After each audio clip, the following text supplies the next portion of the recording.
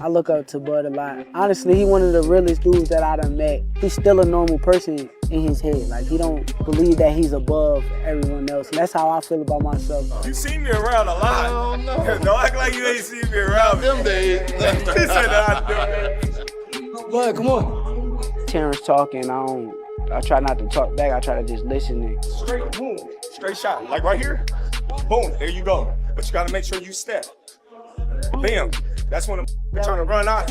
When they're trying to run, pop, there you go. Even if I don't feel the same way that he feeling at the moment, it don't matter. I still want to hear him out and try to understand what he's saying. If you hear, pop, what do you think he can do? Because you out the way of the right hand. He like a sponge.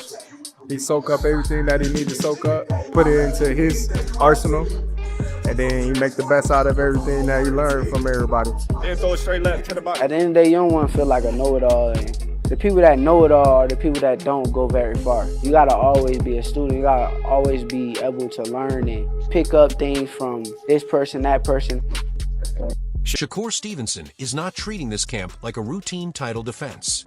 He's sharpening his tools alongside elite competition, and that alone shows how seriously he's taking Teofimo Lopez. He's a work of art.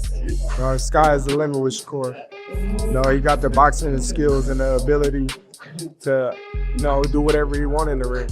And it's going to be very hard to beat Shakur, with the skills that he possesses and the smarts that he has. And given the opportunity, I think he can pose a great threat to everybody in the division, and be the last man standing given the opportunity. Shakur has been putting in serious work alongside Terence Crawford, training at D1 Training in Colorado Springs, the same high-performance facility where Crawford prepared for his showdown with Canelo Alvarez. That detail alone changes the tone of this fight. This isn't just pads and conditioning.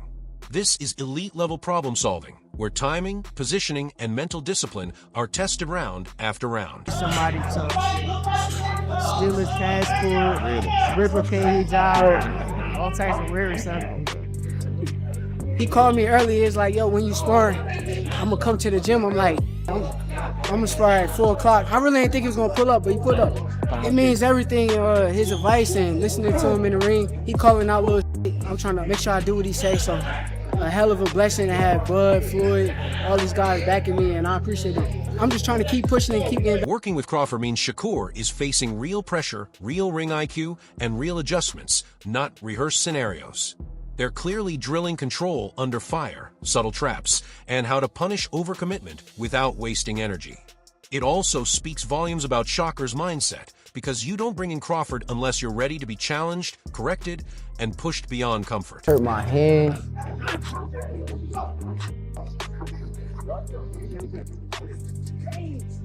I was hurting it all throughout the camp. I was feeling good. I felt it just now. But I was trying to ignore the pain and keep it going, but it just got worse to the point where I couldn't really take it no more.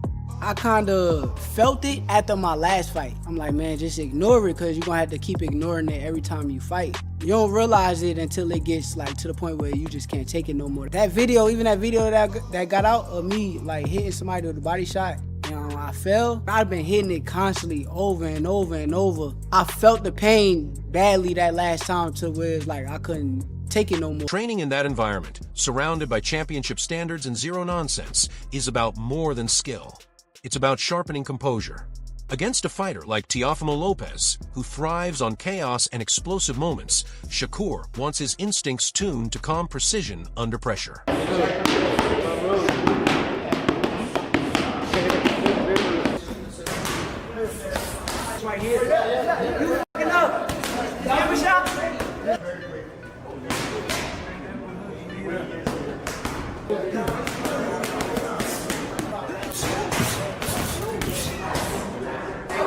This camp feels intentional, serious, and quietly dangerous. The kind of preparation that stays quiet, but usually shows up loud on fight night. And just when you think Shakur grinding with Terence Crawford in Colorado is the final boss energy, Keyshawn Davis steps in with one of the calmest, most mature breakdowns of the situation. Listening to him, it feels like insight from someone who's been in the trenches with both fighters. No click chasing, no yelling, no picking sides. Just the message: Relax, this fight will breathe before it bites. Sierra, it may have been Teo and Shakur, especially if you would never fight Shakur, right? How do you see this fight playing out? I see it playing out, let's say, I see it starting off slow. Okay. And then I see as Shakur wins the first round, as Shakur wins the second round, slowly, I think Teo is going to eventually start picking it up and start imposing his will. Right.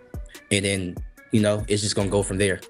That's how I think it's going to go. That's a fair assessment. That's a fair one. Especially for that to be his brother. I think it's going to be close. I think it'll be closer than people think. That part matters because when Keyshawn says the fight starts slow and then Teofimo ramps it up, that's not theory, that's lived experience. He keeps it honest. No fake disrespect, no pretending one guy can't fight. He openly says Teofimo can fight, and denying that is lying to yourself. At the same time, he still leans Shakur by points, just closer than people expect. Not a cruise, not a shutout, but a real fight with momentum swings and uncomfortable questions for both men. Pretty good. Hey, one thing I can say though, because I've been seeing, we've been amateur together and stuff. Right. Yeah. Teo can fight. Tell him that. Teo can fight. Winning back If then. you said he couldn't, you'd be lying. Right.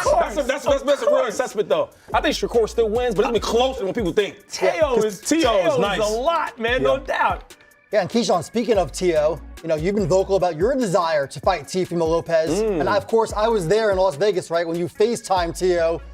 Now Teo's fighting Shakur Stevenson. But do we see Keyshawn and Teo at some point? How was Teo acting when I FaceTimed him? Since you brought it up, how was he acting? You tell me. You tell the people. Why do I gotta tell you? What you asked me again? Because I want to answer that. What'd you say? No, do we see you and Teo fight in the future? Depending on what Shakur do with him. Hey, losing to Shakur. What stands out most is how Keyshawn separates friendship from reality. He gives Shakur credit for being there during low moments, but once the bell rings, emotion disappears and analysis takes over. That's rare. No hype talk, no burying careers, just realism. This isn't legacy-ending territory for either fighter, it's legacy-shaping territory. We're not watching a collapse, we're watching two timelines collide. If you're expecting a one-sided story, Keyshawn basically tells you to lower the volume and really watch. It depends how bad he loses. That's about to say. So you think it's going to be bad? Let's say he loses a competitive fight. Yeah, I think that would be the most common answer is Shakur outpoints him in a very competitive fight. Beats him. What then? What then for you and Teo? For the businessman, huh? All right, cool. Since you worded it like that, I don't, because I won't go say that shit. I don't know, honestly. I don't know what the future holds. I just know what I want to do, and I want to go to 147 and become a champion. Because I just feel like them guys just can't beat me from 140 to 147. And I just feel like, you know, I'm a surprise the boxing world. I'm small. I just moved to 140, and I'm gonna be fighting guys naturally bigger than me, and I'm gonna be stopping them. I mean, knocking them out. I remember. And that's gonna be very entertaining. Right after that calm, lived-in fighter perspective, the conversation levels up when Teddy Atlas steps in. When Teddy talks, it's not noise, it's philosophy earned through scars. There's no hype chasing and no viral soundbite hunting, just respect for two fighters daring to meet when others would avoid it. Teddy immediately shuts down the lazy narrative. You don't get to accuse Shakur Stevenson or Teofimo Lopez of ducking anyone anymore. This fight ends that argument on contact. Piggyback a little bit off of what you just said. I want to start by just giving them credit. You know, a lot of these guys avoid certain fights. They're not avoiding them right now. You got to give them credit.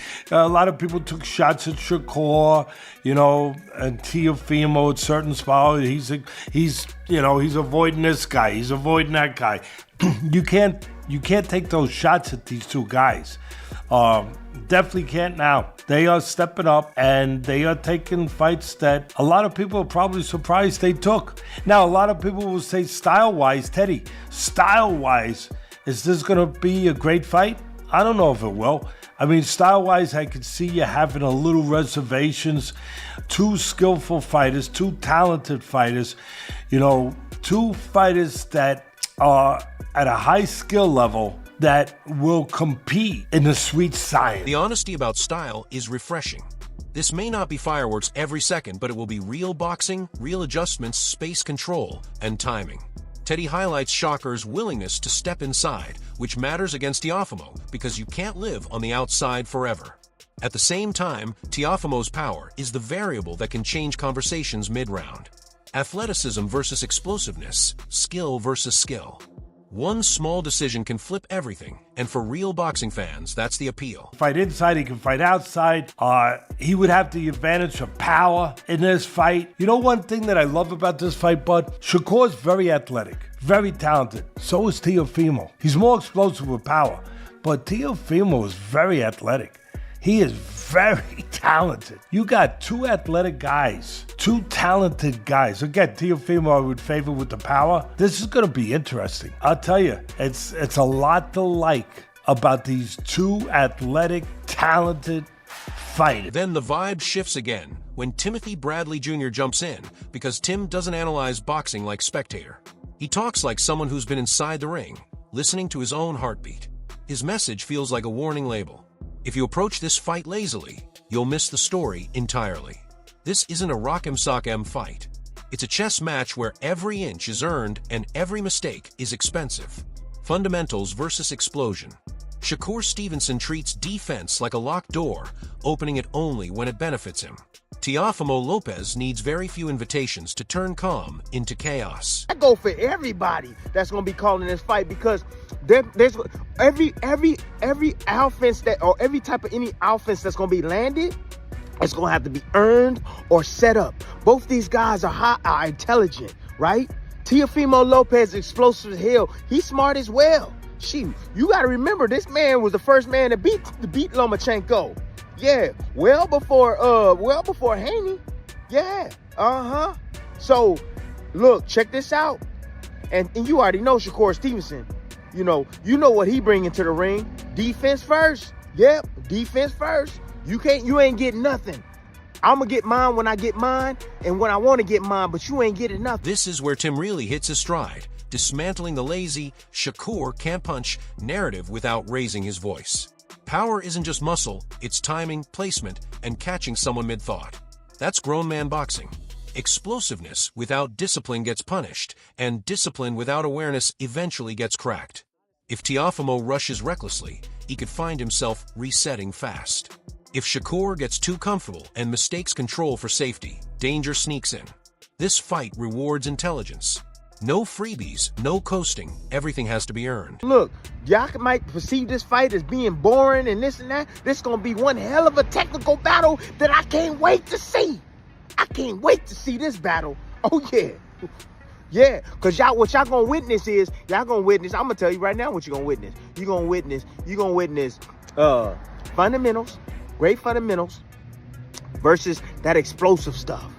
You know what I'm saying? That explosive stuff. So, like, let me give you a prime example. Not to this degree, but Tonio Tarver, Roy Jones. Tarver had them fundamentals down. Roy didn't. Had them fundamentals. Here's my call, no hedging. I see the fight starting exactly how Shakur wants it. Clean lanes, controlled distance, Teofimo earning every inch like rented space. Shakur banks early rounds with precision and looks like he's holding the remote. But this isn't a 12-round seminar. In the middle rounds, Teofimo's timing sharpens. Those sudden bursts stop being guesses and start becoming statements.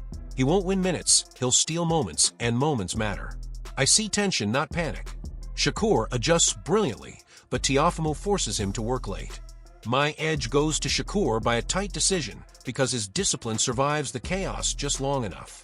I understand what happened. Now, yeah, look, if Teofimo Lopez, he get out of line and he want to run in there that fire and he get his behind caught, just like Norman Jr. got his behind caught, talking about, oh, he can't punch.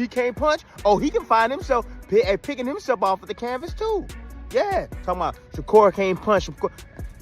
I don't see many guys just running in there on Shakur. But anyways, look, y'all already know what it is. Precision, timing, right? Hitting the dude when he don't see something coming. That's power. Now it's on you. Drop your take in the comments and don't hold back. Tell me how you see this fight playing out, who controls it, who cracks first, and why. I want real boxing opinions, not scoreboard watching. If you're rocking with the breakdowns and the real fight talk, don't forget to like, share, and subscribe to Boxing Headquarters. We're locked in all the way to fight night. Stay tuned.